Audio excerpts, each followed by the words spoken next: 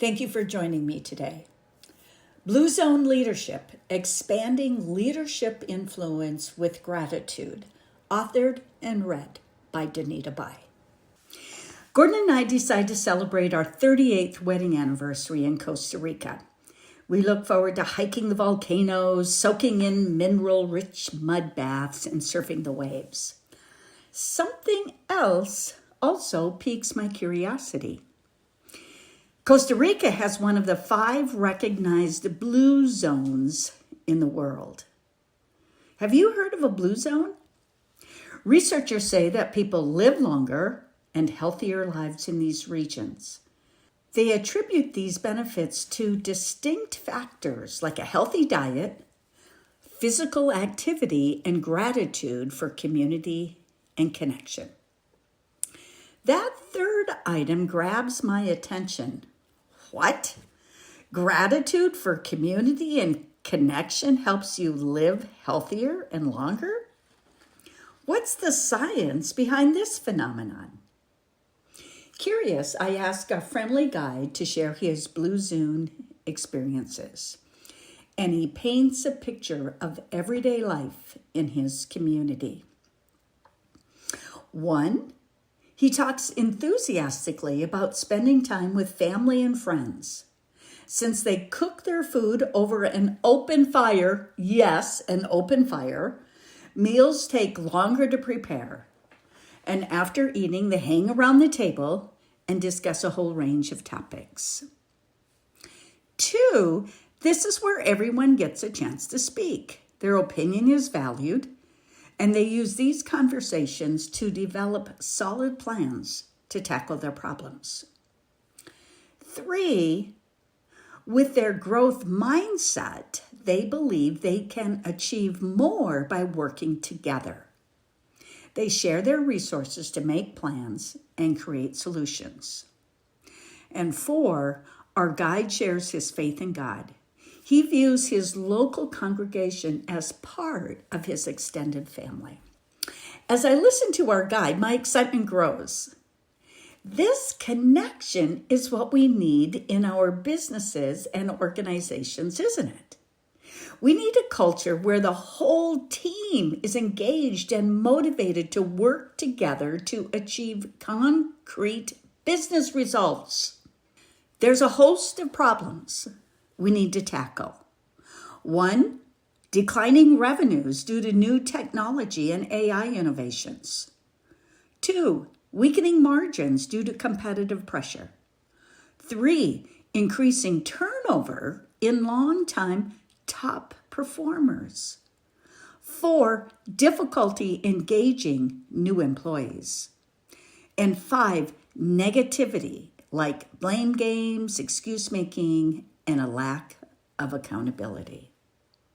What's happening in your business? Which of these business challenges are you dealing with? Gallup research provides a leadership insight.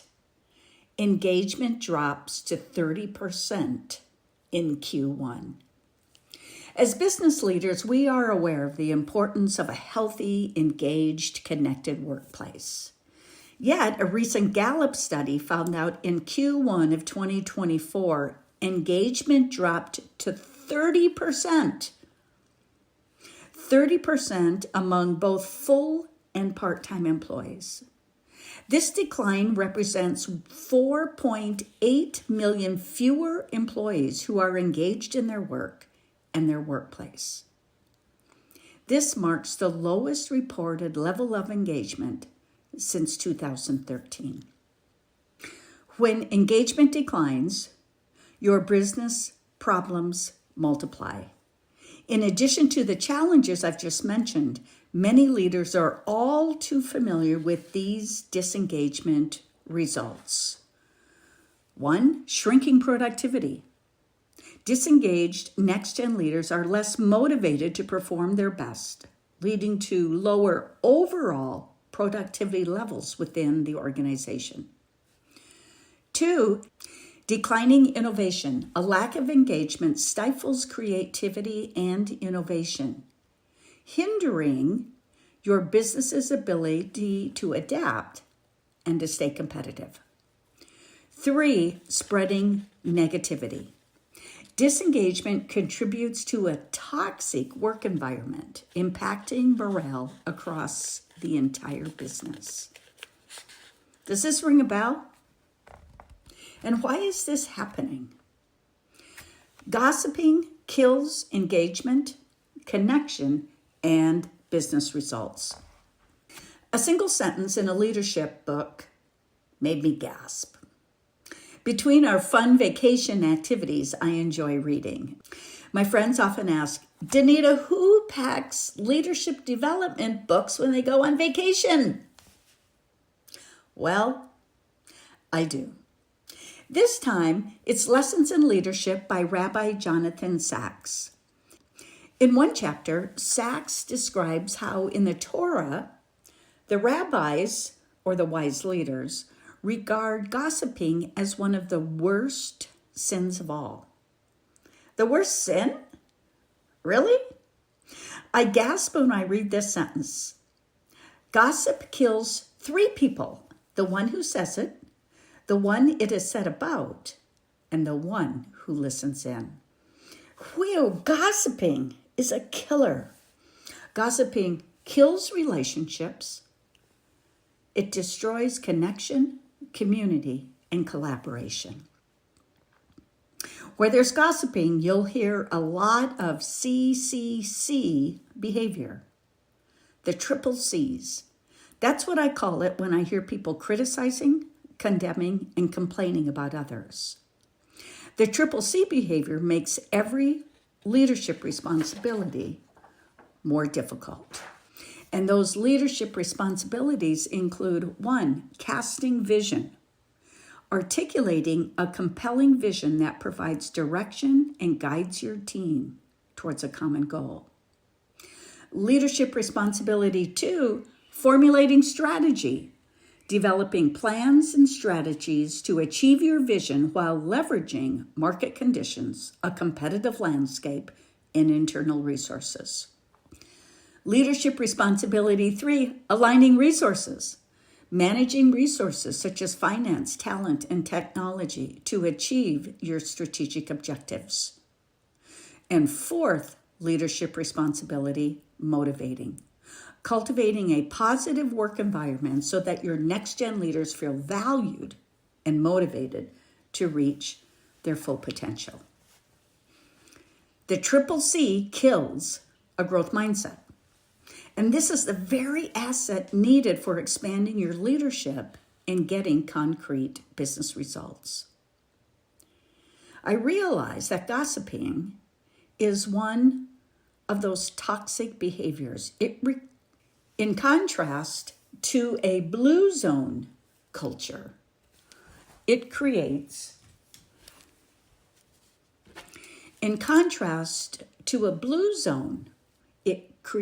a red zone culture. So how might gossiping and the triple C's be impacting your business?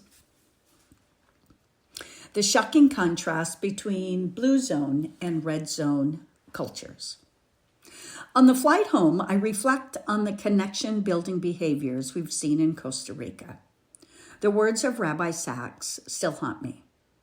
I decide to create a comparative chart. I want a clear picture of the negative impact of gossiping, whether at work or at home. And here's what I came up with. This is a contrast of blue zone versus red zone, a contrast of an engaged, supportive, and collaborative culture versus a toxic, destructive, and disengaged culture. One of the first differences is that in a blue zone culture, there's a nurturing of strong relationships based on trust, which improves communication. It fosters a supportive network for every member of the team. This is as opposed to a red zone culture where gossiping erodes trust. It undermines relationships and creates communication breakdowns. And this leads to a disengaged workforce. Second difference, a blue zone culture creates a sense of purpose that strengthens personal fulfillment. Team members see how their work contributes to the goals of the organization, and they show enthusiasm for their work, spreading positivity throughout the workplace. In contrast, a red zone culture, gossiping leaves team members feeling unclear on their purpose and disconnected. They struggle to see the relevance of their role. Their negative attitude often spreads throughout the workplace. The third contrast, in a blue zone culture, problem solving as a team strengthens collaboration and connection. This encourages innovative solutions. In contrast to red zone, gossiping creates a divided team who struggles to resolve issues creativity, and it impacts productivity and morale. Finally, number 4, a blue zone culture nourishes a growth mindset. A growth mindset flourishes in a culture of learning and innovation. Emerging leaders with growth mindsets are eager to learn. They develop new skills and seek out opportunities hidden behind the challenge. And this is as contrast to red zone. Gossiping leads to a fixed mindset. This stifles growth and innovation. Team members struggle to adapt to changes. In this environment, young leaders become resistant to learning new skills. They see challenges as insurmountable obstacles. This contrast aligns with the findings of the Gallup study I mentioned earlier. U.S. employees are increasingly detached from their employers. Employees and next-gen leaders have reported less role clarity, lower satisfaction with where they work, less connection to their company's mission and purpose. Are you seeing any red flags of a disengaged red zone in your business? If yes, what might you do to create a healthy blue zone culture, a place where emerging leaders and your business can thrive? 2 action steps to coach gratitude and nurture a strong connection mindset. I believe a new level of wisdom and leadership grows from a new level of gratitude. It's time for a gratitude revolution to fight toxic red zone behaviors. Consider these questions. Blue zone, how might gratitude be helpful in building a healthy blue zone culture? And for the red zone, how might gratitude be an antidote for red zone behaviors? Here's connection step number 1. Fight gossiping with gratitude. Red zone behaviors and actions are deadly. And we've talked about gossiping and complaining about others destroys relationships. It kills connection. As a result, it kills the growth of your business. Gossip kills. That's how Rabbi Sachs describes it in his book. The shocking truth reminded me of this scripture, Proverbs 18:21. The tongue can bring death or life.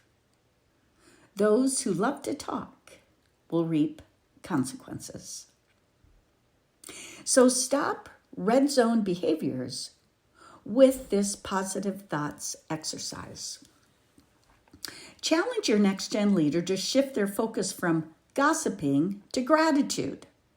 Invite them to list 3 positive characteristics or skills in a colleague they don't get along with. Then challenge them to consider why they might be grateful for those characteristics and skills. I vividly remember my journey in dealing with a difficult person. It was so uncomfortable. The first time it took me over an hour to come up with 3 positive items. 1 hour. It was excruciating. However, I did it every day for a month. Today, I am great friends with that person. Connection step number 2. Stimulate a growth mindset by discovering gifts. Many people see gossiping, criticizing, condemning, and complaining as normal. Due to a lack of awareness, they don't see how these negative behaviors stunt their leadership capabilities or their business growth. You can stop the toxic impact of the red zone culture with this gift discovery action. Encourage every member on your team to take a survey tool like the StrengthsFinder or DISC. These tools help them discover more about themselves and each other.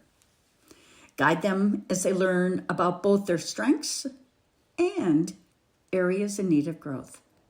Then challenge them to ditch gossip and to stop criticizing about others. Instead, invite them to channel their energy into offering support and understanding. Awareness and gratitude for each other's strengths and growth areas fuels collaboration and engagement. Coach gratitude to strengthen your leadership influence. Our trek to a blue zone in Costa Rica was a powerful reminder of the importance of nurturing a connection mindset. Your next-gen leaders are designed to belong. It's in their DNA. They crave to be engaged, to be in community, and to work as a team. To cultivate Blue Zone connection, wise leaders coach gratitude and encourage next-gen leaders to, number 1, fight gossiping with gratitude. 2, stimulate a growth mindset. By coaching gratitude, your next-gen leaders will stop gossiping and the triple C behavior of criticizing, condemning, and complaining about others.